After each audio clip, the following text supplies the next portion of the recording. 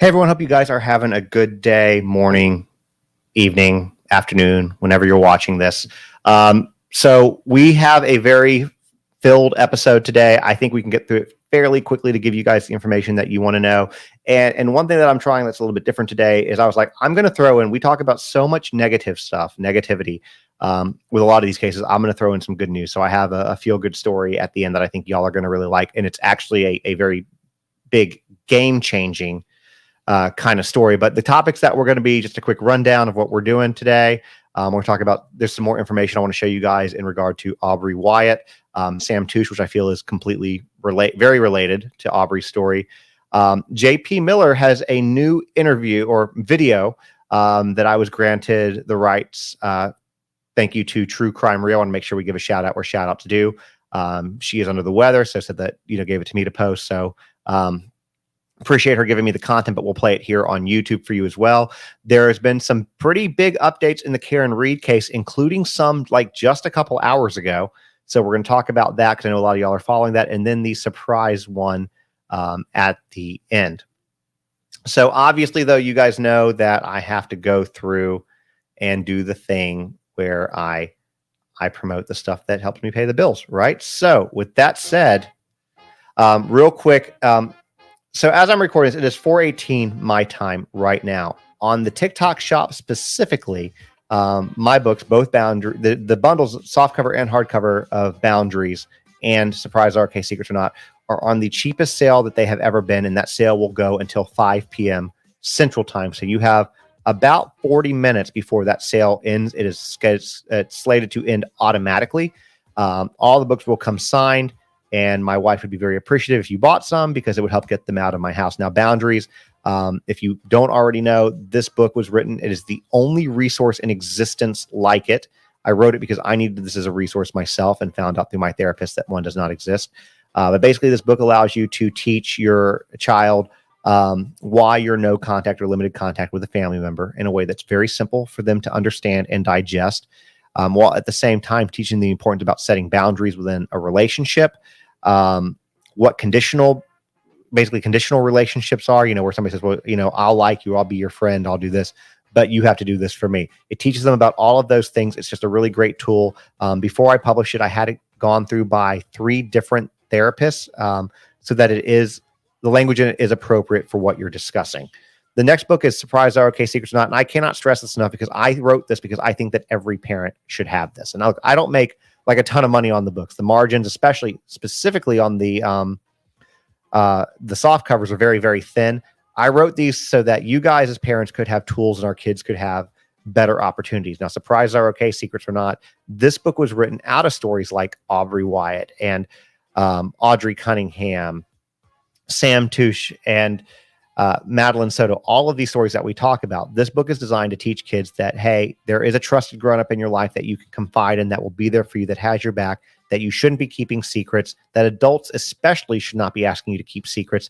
It is a book that every parent should have if you have children, grandchildren, nieces, nephews, whatever. So with that being said, again, the bundles are on sale for about another 40 minutes. And that's it. So without further ado, though, let's get into the story. So for the last 3 days, I have been talking about this girl, Aubreigh Wyatt. I am very passionate and fired up about this story. I need every one of y'all to be as well. This story is beyond tragic. And what I'm going to show y'all here in a few minutes is pretty terrible. I do have a quick correction that I need to make because we always want to make sure that we make corrections when we can make corrections. So I had said that the superintendent, so one of the alleged bullies is the daughter of the superintendent, the guy that we showed, Monty Noblet. That's the superintendent guy. That's still true, but it's not the same. I said that it was the same district that Aubreigh went to school in, and it's not the same district that Aubreigh went to school in. It's a different district, but in these small town areas, you know how it is. They all, especially when this type of education, the guy's also got a law degree. They all kind of know each other, right? On top of that, there's been a lot of rumors floating around that the family is friends, or the DA of that area is family to them. That's not true. It's a close family friend. So there was a DA. So the judge has put a gag order on the mom. She can't talk about her child's death because other people, not the mom, have put these other kids' names out there, these bullies' names out there. Now, I'm not going to do that, at least not intentionally, because even though I think that these kids are just absolute terrible, and one in particular, I believe, is a true sociopath, not trying to be mean, and you'll see why I say that in a minute. They're still 13-year-old kids, and I'm not going to put their names out there. You can definitely get them. They are out there. But I'm not going to do that. But I want to kind of talk about this because, again, I need y'all to be enraged with me. Okay. So this picture, and by the way, if you are watching on TikTok, you might want to jump over on YouTube as we talk about this because you won't be able to see these pictures there. If not, I'm going to read them. But if you want to actually see them, you can. So what it says up there is you see the heart, and it says, let me see if I can make myself smaller and this bigger real quick for you guys. Okay. So what you can see here, it says a heart, and says LLAW, which LLAW is long live Aubreigh Wyatt. But what you can see under that is scratched out. And this is what a middle schooler had wrote. And what you can see that this middle schooler wrote was, nobody cares about her. This was after she passed away. Some middle schooler, one of these bullies, wrote, nobody cares about her. Okay. This is the next one I want to show you guys. Again, you can see this. I didn't realize that one of the girls' names was on here. You know, blank slapped me across the face. Mom asks. This is a text between, by the way, Aubreigh and her mom. I got this not from the mom, just so you guys are aware. I want to make sure that we keep that. I've only talked to her once. She said that she can't talk to me, but these came from other people who have gotten them from, you know, a lot of the stuff has been out there. So, but Molly slapped me across the face on purpose or on accident. Purpose. Go tell the teacher immediately now. I'm in the counselor's office. They're getting my stuff. What's going to happen to her? Why did she do it? No idea. She did it because she did it because I said I hate someone as a joke, and then said I know. And then there's a picture, and you can see on her face right there the handprint, the red mark. And she got, Mom asked, "Are you okay?" I don't. Okay, once she gives the name, so there you go. I didn't realize that was there. Did you see the picture? Okay. This one I want to, you know, she's being so mean. Tell the teacher they don't care. She is evil. Then this is the one that I really want to show you. Okay. So this photo was taken and posted on Snapchat 3 days after Aubreigh passed. I'm going to show you a closer version of what this is. Okay. This was posted on September 7th, and Aubreigh took her life on September 4th. And what you can see is these middle school girls here. They have this doll. Let me just zoom it in closer here for you. Okay, this doll. It's a doll. It's not real. You can see they painted red on it to make it look like blood. You can see what her fingers are doing up there. And in this video, what they're doing is they are mocking the fact that she's gone. One of the bullies, the main bully, has also been mocking her, bragging that she's still here and Aubreigh isn't.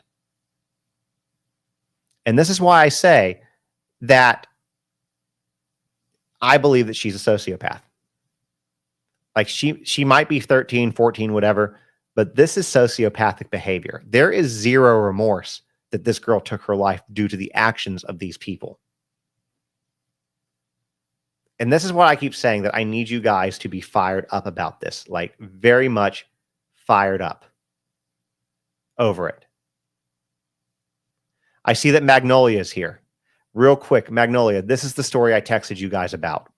So if you and JLR would like to have a conversation about it, I really feel that y'all could bring some well-needed awareness to it, because there's a lot of corruption going on in Ocean Springs, Mississippi. Now, we're going to go on and talk about another story that's very similar. And I'm doing this for a reason, and I'll tell you the reason in a moment. But we're going to talk about, let me get this back up here. This is Sam Touch. And I want to move on to another kid because, as I said, I feel this story is related. And I want you all to know how big of a problem this is. That said, let me introduce you to 10-year-old Sammy Touch. He's a young boy who tragically took his own life on May 5th after allegedly enduring relentless bullying at his school. This case and Aubreigh's case are raising serious questions about bullying, mental health in children, and how we're protecting our kids and how schools should be protecting our kids. All right. He was 10 years old, 10, a fourth grader, and he took his own life in May. He was a fourth grader at Greenfield Intermediate School. And by all accounts, he, similar to Aubreigh, was a sweet and vibrant kid. He was also an adventurous kid who loved soccer, fishing, and leading his family on how sweet is this? Leading his family on trash cleanup missions during nature hikes. But beneath all of that cheerful exterior, Sammy was allegedly dealing with severe bullying. And this story, by the way, is going to piss y'all off too. Now, the trouble seems to have started when Sammy's family moved to Greenfield, Indiana from Florida back in 2022. Sammy's dad, whose name is Sam, says the bullying began almost immediately. At first, it was about Sammy's size because he was smaller than a lot of his classmates. Then they started to bully him about his teeth. And then when he got glasses in the spring of 22, things got even worse. Now, here's where it gets really troubling. Sammy's dad, Sam, claims that he contacted the school about 20 different times to report this bullying. He says Sammy was hiding under desks, locking himself in bathrooms, clear, evident signs of distress that were allegedly dismissed as discipline problems by the school. And the bullying wasn't just verbal. There are reports of physical incidents too. In one case, Sammy had his iPad taken and was hit in the head with it, resulting in broken glass, a cut face, and a black eye. The day before Sammy died, things seemed to have just really came to a head. And at his brother's soccer game, Sammy pointed out one of his bullies to his dad. Later that night, this bully allegedly called Sammy repeatedly, saying things like, "Oh, you wait until Monday. I'm going to get you. I'm getting you." So now let's talk about that tragic Sunday morning. Sam Touch said that it was a seemingly normal start to the day. Sammy had asked for pancakes for breakfast. Sam went to the store to go get pancake mix. When he returned, he asked his other son, Xander, to go get his little brother, for breakfast. Xander came back in the room screaming, "Sammy's dead. Sammy's dead." Sam rushed to Sammy's room, called 911, and attempted CPR emergency services. He worked on him. Emergency services came. They worked on Sammy for about 30 minutes at the house and another hour at the hospital, but very tragically, he couldn't be saved. Now, it's important to note that while Sam has not disclosed exactly how Sammy died, it has been clear that it was not with a firearm. He wants to quote, quash that rumor right now. So I want to make sure we talk about that and make sure we mention that. Now, the aftermath of this tragedy has also been far-reaching, and the Greenfield Police Department conducted an investigation that they've now concluded. And they said, the Greenville Police Department said that there is evidence of bullying, both in and out of school. There's evidence. They found the evidence. But here's where you get enraged like I am. No criminal charges will be filed. So all the bullies that drove a 10-year-old, a fourth grader, to do this, not one of them will have any accountability. Not one. These cases need to spark a broader conversation about bullying and its devastating effects. Sammy's dad is now advocating for change, urging Congress to take up anti-bullying legislation. He's speaking out, determined not to let Sammy's story fade away like so many others do. But these cases also remind us that we need to balance teaching our kids to be kind and turn the other cheek while also teaching them to stand up for themselves. Having tough conversations to ensure that schools are taking bullying reports seriously, and most importantly, figuring out how we can create an environment where no child feels so hopeless that they consider taking their own life. Now, we're going to continue to talk about these tragic incidents, but with Sammy, it's clear that both Sammy Touch and Aubreigh Wyatt's tragic deaths are more than just a local news story. These are wake-up calls for parents, educators, and communities across the country. We need to do better for our kids. We have to do better for our kids. We need to listen to them, to protect them, and create a world where they feel safe and valued. And as always, I will put this banner up real quick. It's got the domestic violence helpline too, but it doesn't matter. If you or someone you know is struggling, you can call the Suicide and Crisis Lifeline by dialing 988. It's available in English and Spanish 24 hours a day, 7 days a week. And if you are in a different country outside of the U.S., you can find the number for yours. I don't know what it is. I'm sorry. But these stories, I chose to do Sammy's because I hadn't done it in the past when it happened in May because it's tragic and the kids' cases really get me. But when you look at somebody like Sammy and you look at somebody like Aubreigh, and they're driven to these points, and I've beaten this horse to death. I know that. When most of us, if you are watching this, you probably went to school before social media was an issue. Like me, you might have had bullies at your school, because every generation, every single person watching this, no matter whether you're 10 years old, although I'm sure there's not 10-year-olds watching this, but 10 years old all the way up to 100 years old, you can talk about a bully that was in your school. I guarantee you that's a true statement. But it didn't used to be as much of a problem solely for the fact that when we went home at the end of the day, we were away from them. When we were off for the summer, we were away from them. When we were off for the weekends, we were away from them. These kids never get away with social media, 24-hour contact, 7-day-a-week contact. They never get away from it. It is relentless. It is absolutely relentless. And we have to do better for this. We don't have a choice. It's absolutely tragic. So please, talk to your schools. If you have kids in schools, talk to your kids about the danger of this. If you have a kid that's fairly popular, teach them to stand up for the underdogs, because they make a difference. If you have a kid that's more popular and they stand up, the other kids aren't going to want to go against that. And being a bully, by the way, isn't something that is ingrained in you from birth. It's like racism. It's not ingrained with you. It's a learned trait, not an inherent trait. And I can tell you, with the fact that, going back to Aubreigh real quick, the fact that the parents of these 4 girls are suing for defamation. Aubreigh's mom tells me everything I need to know. The fact that one of them, Monty Noblet's in education, is a travesty. And it is my goal to make sure that I and other creators share this.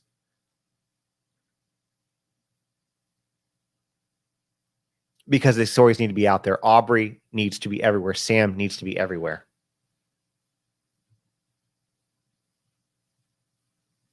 It's just tragic.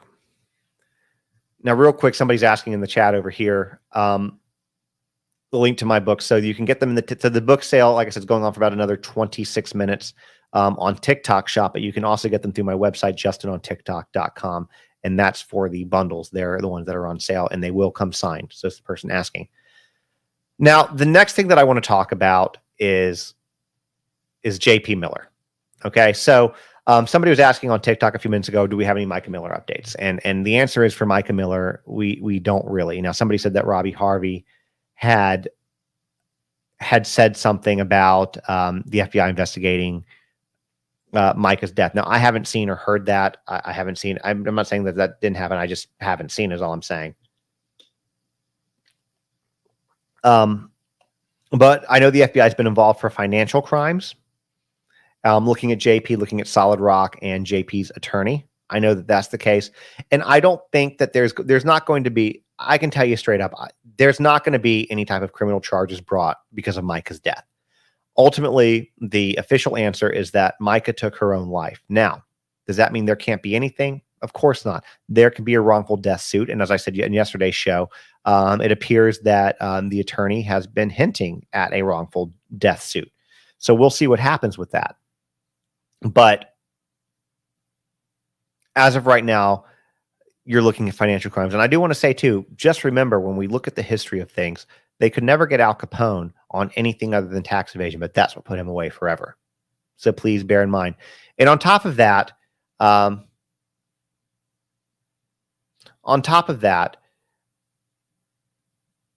just look at this video. Before I go further, let me just play the video. So JP had a new video. As I said earlier, I'm going to circle back and you'll see why in a second. But JP has a new video. Again, if you are watching this on TikTok, you might want to jump over to YouTube because you won't be able to hear it. It'll be quiet. Anyways, True Crime Marie was sent this, and she's under the weather. So she asked me if I would want to post it, and I said yes. So this is what it is. It was posted to TikTok this morning, and we're going to go ahead and play it right now for you guys. With everything going on and people hurting, I guess is a good word, or abusing those that stand up for what my wife loves so much, her mission, her church. We were going to have to tell children no, that we can't feed all of them that were coming in to Jabrok, to where our school is. but people are stepping up. And so if you'd like to sponsor a child, it's $300 a child. That covers their food, their curriculum. It covers them having clothes, a shirt for the year. And we're sending a team in a few weeks to train some teachers. School starts in August. And if you would like to go, we would love for you to go.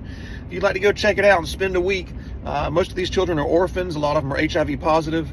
But they are so excited to have us there. I mean, they love every single minute of it. You know, it'll be a life-changing event for you. But if you'd like to go, it's about $3,000 a person. That covers your flights, your room, your board, your hotel, your food, all that kind of stuff. But during the day when you're at school, it's not like America, so be ready. I also want to thank the churches that are stepping up. Dominion TV Network and a lot of other churches in the area who are helping to pay for Robert's defense fund for putting water in the face of someone who took a shower that day and lives at the ocean, at the beach, and probably has a pool in their neighborhood. But anyway, and so I want to thank all the Christians that are stepping up and realizing what's going on. So thank you guys so much, and God bless you. Have a good day. All right, so that was the latest video. So it wasn't really about Micah. It was about a mission. I'm going to guess it's the Dare to Care mission, which is the one that was important to Micah. That's the one that was listed in her obituary, the one that her family said that she really absolutely loved. But it's also consequently the same. If it is the Dare to Care mission, it's the same Dare to Care mission that the FBI is investigating. So that's the latest video. That's what we have. It's up to you as the viewer to decide whether or not you believe that he is sincere in that or if he's grifting. That's up to you. I have my opinions, but you know, on YouTube, I'll give my opinions on TikTok, but not so much on YouTube. But I have opinions too, but I'm saying it's up for you guys to decide on what you guys want to do. So if you want to go to Africa with JP, there you have it. So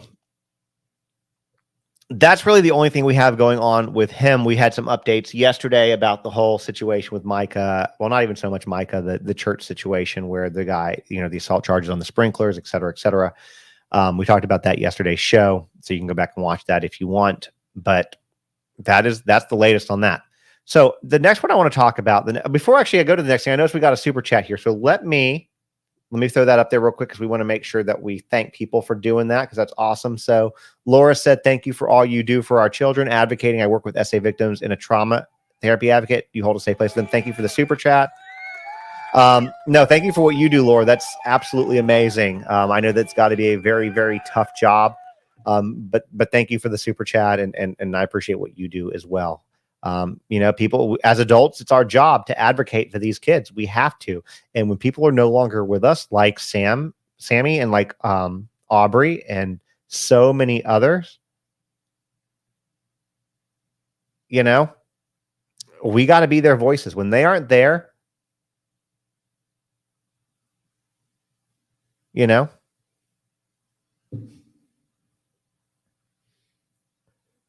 So let's talk about the next one.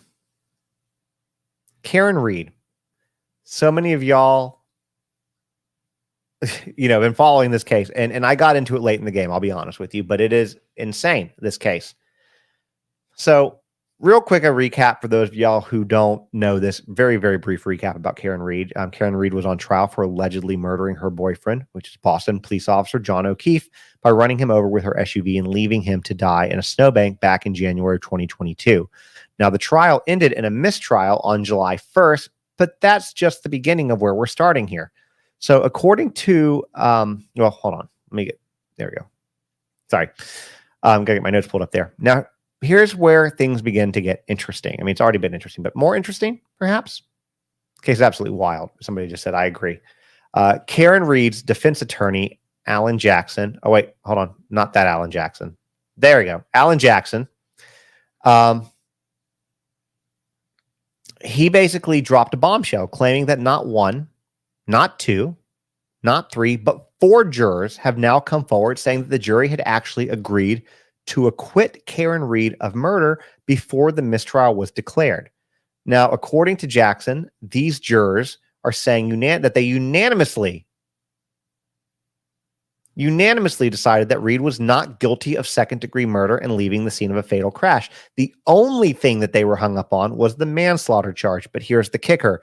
They claimed that they were never asked about their decisions on the individual charges before the mistrial was declared. One juror allegedly told Jackson, "Is anyone going to know that we acquitted on count 1 and 3? No one ever asked us about those counts." They're saying that it didn't feel right and that every single juror would agree that they found Reed not guilty on both of those counts.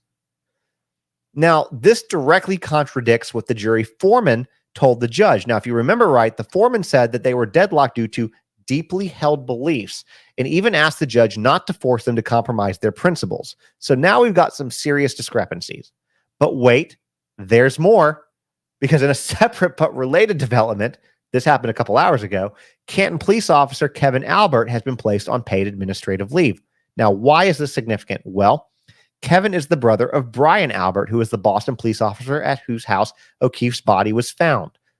During the trial, it also came out that Kevin Albert had been communicating with the lead investigator, Massachusetts State Trooper Michael Proctor, about this case. This is despite the fact that the Canton PD was supposed to have recused itself from the investigation due to the Albert brothers' connection. Proctor admitted on the stand that he and Kevin Albert were drinking buddies and that they went out drinking months after O'Keefe died, worked on a cold case together, and communicated about coordinating aspects of the O'Keefe case. This revelation has raised serious questions about the integrity of the investigation.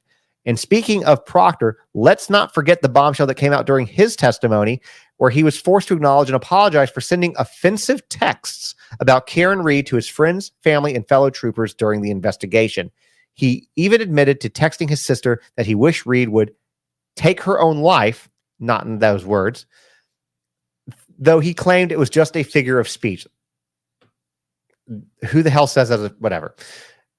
Proctor has since been suspended without pay and is under an internal affairs investigation. So where does this leave us now? Well, the Norfolk County District Attorney has said that they plan to retry the case. But with these new claims coming from the jurors and the ongoing investigations into the conduct of law enforcement officials involved in this case, it's anybody's guess how this is going to play out. This case is clearly far from over, so definitely stay tuned. This case, guys, is absolutely insane. And real quick on a different note, because I'm thinking about it, I'm not talking about this today. But the Alec Baldwin case started today, trial started today, so I will give you guys some updates on that hopefully tomorrow. But this whole Karen Reed thing, it needs to be over. I mean, it needs to be over at this point in time. There is so much that has gone on that is just completely not right. Just completely out in left field, that this needs to be done. The misconduct, there's no way she's getting a fair trial under this whole thing. Now, I told you guys that as we got toward the end of this, that I was going to leave you with some feel-good news. And I'm actually really excited to share this. And I don't know why this hasn't made bigger news, because this is a good news story. And in my opinion, it truly is game-changing. So like I said, honestly, I don't know why this isn't getting more press. Now, that being said, we all know that billionaires tend to waste their money on some pretty public things. For example, trips to the Titanic, phallic-shaped spaceships, etc. Well, we have another billionaire who just dropped $1 billion on a new project. Except instead of doing something absurd with it, which whatever, I mean, I'm not here to judge. It's their money. They made it. Do what you want. I got no judgment on that. Anyways, this person just has given a change. The change that he has done, or what he's done, is a game changer. There we go. That could very possibly change the entire medical landscape as we know it. So for aspiring medical professionals, Michael Bloomberg, through his Bloomberg Philanthropies, has just dropped a $1 billion donation on Johns Hopkins University. As I said, this is a game changer that's going to make medical education accessible to an entire new generation of students. And let's talk about why this is such a big deal. So first, let's talk about Johns Hopkins University, okay? This isn't just any school. We're talking about one of the most prestigious institutions in the entire world. It was founded in 1876. Johns Hopkins has been a pioneer in higher education and research for nearly 150 years. It is consistently ranked among the top universities globally, and its medical school is the cream of the crop. We're talking about groundbreaking, like birthplace of a modern American medicine came from here. They were the first to require a bachelor's degree for admissions. They were the first to admit women on an equal basis with men. And the place where the rubber glove for surgery was invented. Yeah, it's that kind of groundbreaking. Now, on to this massive donation. Starting this fall 2024, this year, any medical student from a family earning less than $300,000 a year will get full tuition covered. But it doesn't stop there. For students from families earning up to $175,000, they're also covering living expenses and fees. This is huge because we're talking about removing one of the biggest barriers to entering the medical field, which is the astronomical cost. To put this into perspective, right now, the average Johns Hopkins medical graduate is walking away with a whopping $104,000 in debt, student loan debt. With this gift, they are estimating that by 2029, that number will drop to around $60K, which is cutting it nearly in half. But here's where it really gets interesting. This isn't just about making life easier for future doctors. It's about changing the entire landscape of healthcare in America, and probably the world for that matter. Because think about how many brilliant minds have we lost to other fields because they couldn't afford med school? How many potential cures and innovations and life-saving techniques have we missed out on because of financial barriers? Michael Bloomberg, who, by the way, is class of 1964, Johns Hopkins alumni himself, put it perfectly. He said that this gift is about freeing students to purchase their careers that they're passionate about and enabling them to serve more families and communities who need them the most. That's the key right there, is serving the communities that are in need. Now, let's zoom out for a second and look at the bigger picture. This isn't the first time we've seen a gift like this. In February, we saw another $1 billion donation to the Albert Einstein College of Medicine that made tuition free for all students. NYU's medical school has been tuition free since 2018 thanks to a $100 million gift. And let's not forget Bloomberg's own $34 million gift to Meharry Medical College, a historically black school back into 2020. That said, this gift to Johns Hopkins isn't just about the medical students either. It's also increasing financial aid for nursing students and public health students. Given what we saw during the COVID-19 pandemic, I think that we can all agree that investing in these fields is crucial. I mean, how many of you guys watching this right now are nurses who faced extreme burnout due to staffing and shortages during the pandemic? I know that every person who I know is a nurse was beyond exhausted. Beyond exhausted. Now let's talk about numbers for a second. This $1 billion gift isn't just a one-time thing. It's going to Johns Hopkins Endowment, which means it's going to keep on giving for years to come. And every single, this is important, guys, listen, every single penny is going directly to students. There's no administrative costs, no new buildings, just pure, unadulterated support for the next generation of healthcare professionals. It's also worth noting that this isn't Bloomberg's first rodeo with Johns Hopkins. Back in 2018, he gifted another $1.8 billion to ensure that undergraduate students could be accepted regardless of their family's income. So in the last few years, he has donated $2.8 billion to this school. And again, it is ranked number 2, by the way, as the best medical research hospital. So $2.8 billion within a few years. So what does this mean in the grand scheme of things? Well, it's a step towards democratizing medical education. It's about ensuring that the best and brightest minds have a shot at becoming doctors and nurses and public health professionals, regardless of their financial background. It's about reducing the burden of student debt that often forces healthcare professionals to choose high-paying specialties over much-needed primary care roles. In the meantime, for anybody here who's an aspiring doctor or nurse or public health professional, has family or kids that are, Johns Hopkins is calling. And thanks to Michael Bloomberg, that door just got a whole lot wider. I can't wait to see what comes out of this from the next few years. Absolutely amazing. Absolutely amazing. So much better than a trip to the Titanic or a phallic-shaped rocket. So, I'm just going to do this. We're going to just give a quick round of applause to Michael Bloomberg, who has a crap ton of money and is using it for a good cause. Because that's rare. We don't see that a lot. I need to take myself off and put that there. So, it's great that somebody has that much money is giving so much money away. I mean, just in that story alone, I mean, what was it? 2.8 to there, plus another 34 million to Meharry, plus, other gifts that he's given out. He just gives the money away. Somebody's asking if they wonder if there's an age limit. No, there isn't. But John, you can't get a better education. The only education you could get better in America from John Hopkins would be Harvard Medical. That's it.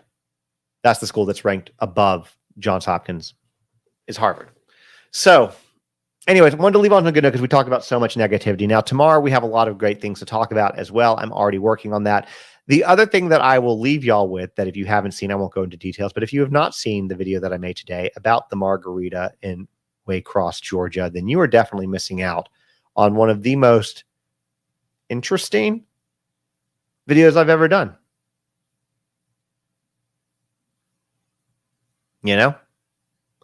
So go watch that because it's funny. You're going to laugh your ass off, I promise. Anyways, thank you guys for coming and watching today. Please, I want to go back real quick before y'all. Don't just leave because I'm ending this, and I'll come back on TikTok in a second too. Don't leave because I do want y'all to hear this. This bullying thing with these two kids, with Aubreigh and Sammy, those represent thousands of kids across the country, across the world, that are being bullied to a point that we can't understand. We have to be voices. So again, this story is picking up steam. Don't share it, comment on it when you see them. Make sure the algorithm gets them, repost them. It doesn't have to be my stories. It can be any of the creators that are talking about it. I know Recap with Julie's talking about it. I know that Abby Blabby's talking about it. I know that there are a lot of other smaller creators talking about it, but now it's starting to get it to some of the larger creators out there. And we still need your help to get it to the next step. What needs to happen in this situation, like when we had that situation a couple weeks ago where the 4-year-old got into an illicit substance on the Carnival Cruise Line, we made that go so viral that Carnival Cruise corporate called them and made a difference. We need that to happen with this thing going on in Mississippi. We need Monty Noblet to resign or be fired from his job, because what he did, and just knowing what his daughter was doing, sat there and allowed it and did absolutely nothing. A man who has a child that's doing that and sits back and doesn't discipline them, doesn't do anything, but encourages it, has no business in education. None. And I want him out of there. And it is small town, podunk, southern rural politics. And I say that being from Tennessee and growing up in Georgia. That is why he is in the position that he is. And I want him out of there. So make this go so viral that they have no choice but to do something about it. Anyways, appreciate you guys on all of that. We are not done. I plan to hopefully have some more stuff on Aubreigh tomorrow, and I'm going to shove it down y'all's throat until we get some change. Anyways, y'all have a good afternoon. Now, before we do, I saw another thing, couple things come in. Sorry, real quick, last one. Thank you, baby kisses. Please speak at school board meetings. They're usually recorded. That's great. Please speak out at school board meetings until they are usually recorded to find out. First of all, thank you for the chat, the super chat. But yeah, if you have kids and you're part of the PTA or PTO, whatever they call it nowadays, go talk about it, because you can make a difference in this. There are organizations, Rachel's Challenge, which you all have heard me talk about on these lives before. Rachel's Challenge will come in. You can bring them in. It helps prevent school violence. You know what I mean? And it helps prevent bullying. It's an effective program. It works. You can call them in. It's not 100% free, but it's really darn cheap. And there's no way, the reason that the school districts can't afford it. Ends up working out to be, I think, for Rachel's Challenge, like $5 a head. So nothing. I think, you could charge parents. One parent would probably donate a lot of it. Anyways, we need to end this. It has been generation after generation after generation, but the difference where this comes into play, where it's different bullying now, is that now there's a 24-hour cycle to it, whereas we didn't have that 24-hour cycle. So put yourself into your kids' shoes and realize that what they go through, it is endless and it is relentless, and they can make, where it used to be you had to write a note or you had to tell people and go through the telephone game. Now, in an instant, they can use the school system and send out some type of harassing, bullying thing to every single person in that school almost instantly. It is a very different level of bullying than what we all went through. It's very serious. Anyways, y'all have a good evening. I will see y'all a little bit later. Might be on live later tonight. And for those of y'all who keep asking about where you can purchase a book, again, for another 4 minutes. It is on sale on the TikTok shop, the two boundaries for another 4 minutes. So if you want to buy them, definitely do that. I will sign them. We'll send them out tomorrow. Y'all have a great afternoon, and we will see you guys soon. See you tomorrow for sure. Oh, lastly, hit the subscribe button if you're new here. Bye, guys.